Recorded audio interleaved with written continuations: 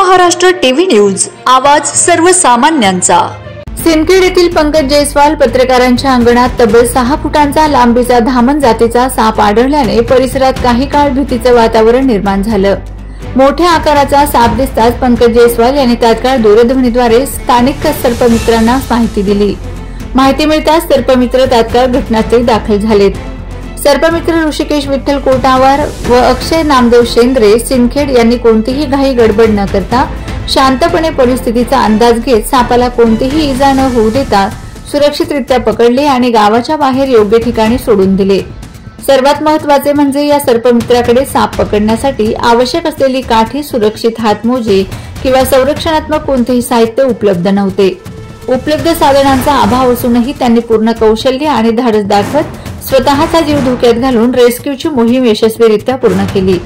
या प्रकारामुळे सर्पमित्रांच्या कार्याची प्रशंसा सर्वत्र होत आहे। मात्र वन्यजीव संरक्षणाच्या कामात जीव धोक्यात घालून काम करणाऱ्या या स्वयंसेवकांकडे मूलभूत साहित्य नसणे ही गंभीर बाब असल्याचे स्थानिक नागरिकांचे म्हणणे आहे।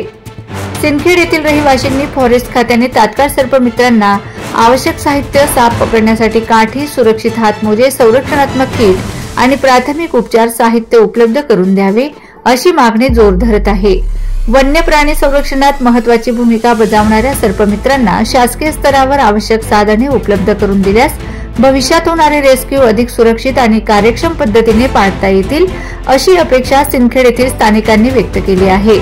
Vande Maharashtra TV news media प्रतिनिधी पंकज जयस्वाल, नांदेड। वंदे महाराष्ट्र टीव्ही न्यूज, आवाज सर्वसामान्यांचा।